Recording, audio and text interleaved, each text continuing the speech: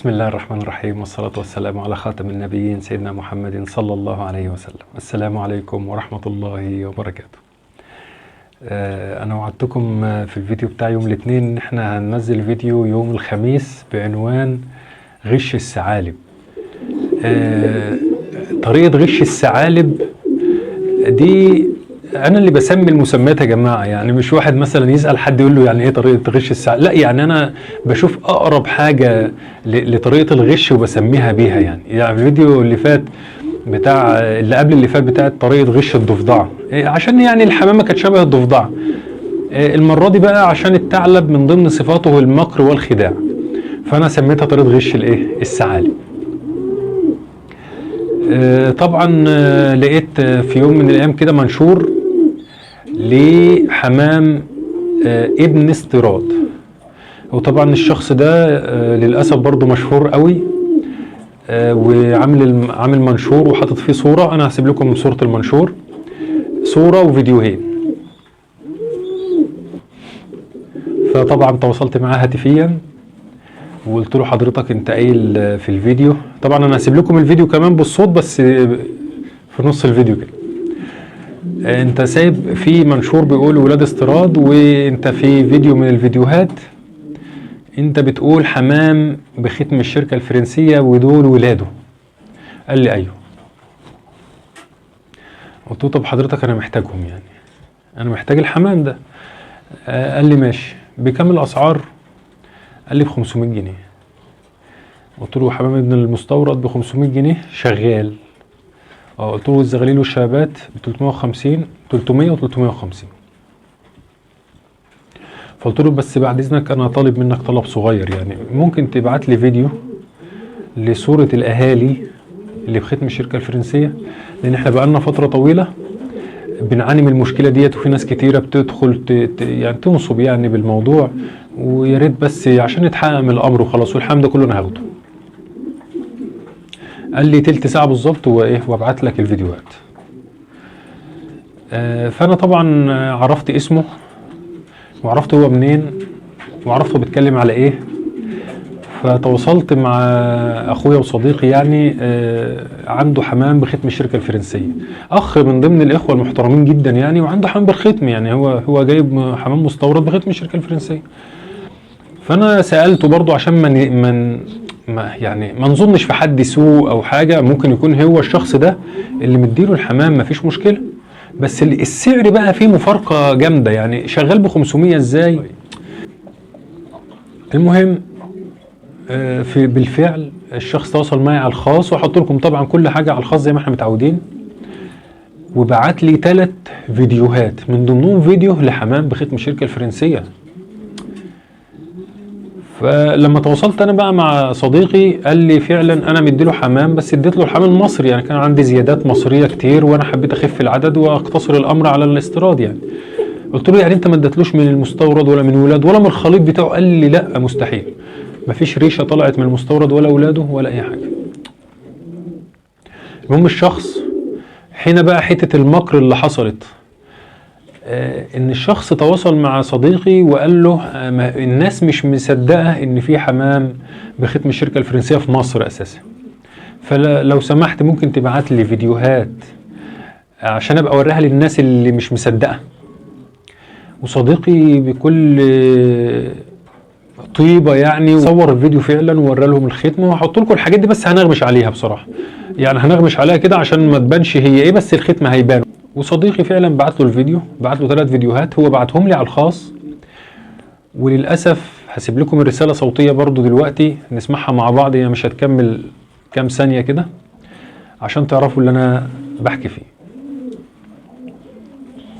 السلام عليكم. بص يا استاذنا، انا بعت لك الفيديوهات بتاعت الحمام والفرخ والحمام الكبير اللي بتجيبها للكليبسات بتاعت المزرعه بتاعت بره برقم السريال. انا مش مفروض عليا ان انا اثبت لحد الكلام اللي بقوله، بس انا بعت لك عشان ما تفكرش ان الواحد زي اي حد هيقول الكلام في فيديو ويكون كذاب فيه. لا، فضل من ربنا الواحد واقف على ارض ثابته ومش هيقول اي حاجه وخلاص، ويتحاسب على قدام ربنا ان هو بيكذب يعني. دي اول حاجه انا بوري لك عشان اثبت لك كلامي بس مش اكتر، وفضل من ربنا خير ربنا موجود في الباب ده كله. وعندي من جبل المزرعة ديت بفضل الله، وموجود فرخهم. طيب تمام، تعالوا بقى نسمع الفيديو بالمرة اللي كان في المنشور. نسمع. تبارك الخالق، تبارك الخالق، ما شاء الله. الله الحمام كله بميل مستوى ما شاء الله، كله شغال، كله تحت ضوء تحت عياله. فضل من الله، من أقوى السلالات، وفضل من ربنا. أصل الحمام ده موجود بختم المزرعة الفرنسية في الكتف. حمام جاي استراح وجاي بورق. طيب زي ما احنا سمعنا كده، الشخص في المنشور كان منزل فيديو وكاتب ان الحمام، عشان ما نقولش احنا بنتبلى على حد يعني، قايل بلسانه. واسيب لكم برضو رسالة على الخاص، انا سألته بقول له ده صوتك؟ قال لي ايوه. طيب دي بقى دي لف ودوران كده، دي طريقة غش جديدة بقى، اللي هو لف ودوران علشان ابيع سلعة غير السلعة. يعني انا عايز ابيع حاجة وهي بسعرها، يعني بيقول لي ب 500، طب لازمتها ايه؟ هنا بقى الطريقة ما تعرفش يعني انا عايز اسرع البيعة مثلا، يعني هل علشان ابيع القص ب 500 لو سعره الاصلي اصلا، يعني ده 500 ده سعر القص، ليه قلت ان ده ولاد المستورد؟ هي دي بقى هنا المشكلة، هنا لفة ودوران، الف وادور على الناس علشان ابيع سلعة وبنفس ثمنها. للاسف في الوقت ده قال لك اعمل زي الناس، اشمعنى الناس عندها مستورد وانا ما عنديش؟ ايا كان اللي حصل هو غلط غلطة.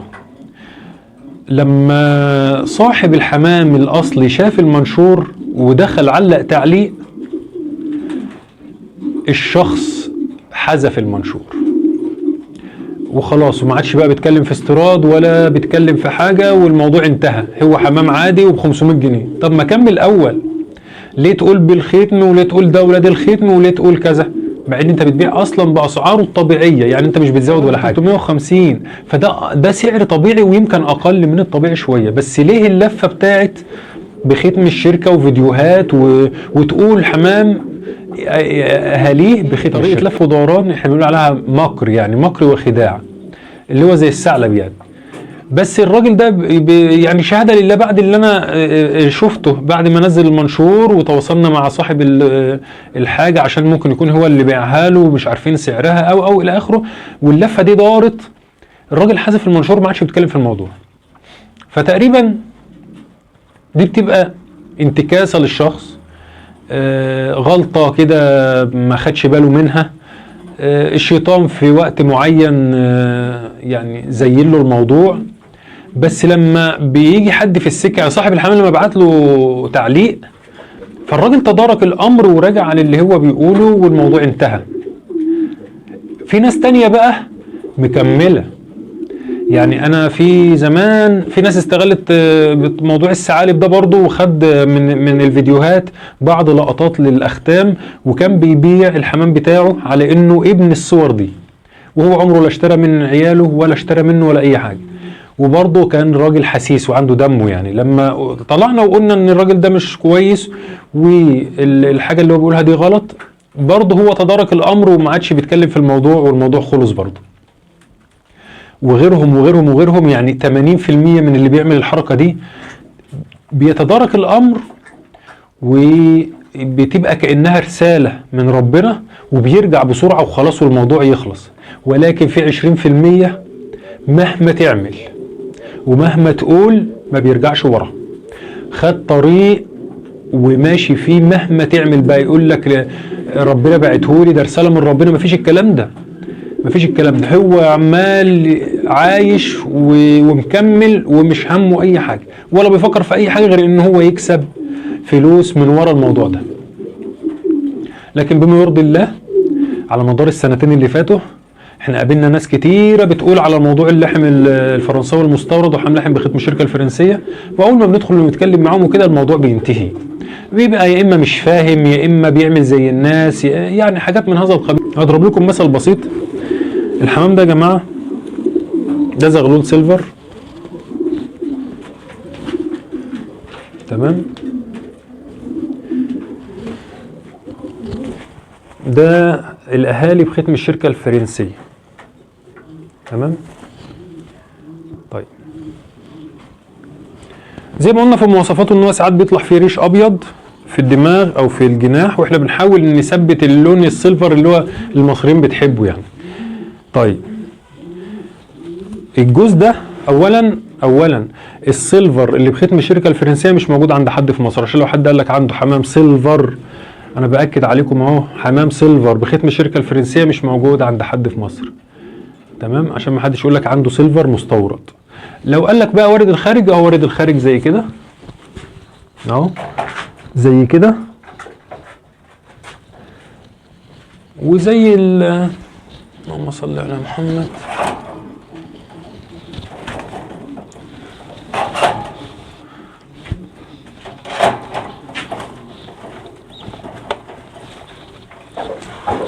وزي كده.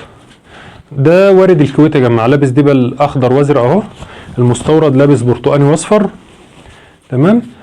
ده الجوز منه ب 500 جنيه، ده الجوز منه ما بينباعش، لو حد دفع فيه 5000 برضه مش هيبيعه دلوقتي، تمام؟ لان مش موجود عند حد بالفعل، مش موجود، واحنا بنحاول نعمل منه اكسار. طيب ففي اشخاص تطلع تقول لك ايه، لاحم سيلفر مستورد او لاحم سيلفر بختم الشركه. لا، ما حد، لا حد عنده حمام سيلفر مستورد ولا حد عنده حمام سيلفر بختم الشركه الفرنسيه. بسم الله الرحمن الرحيم.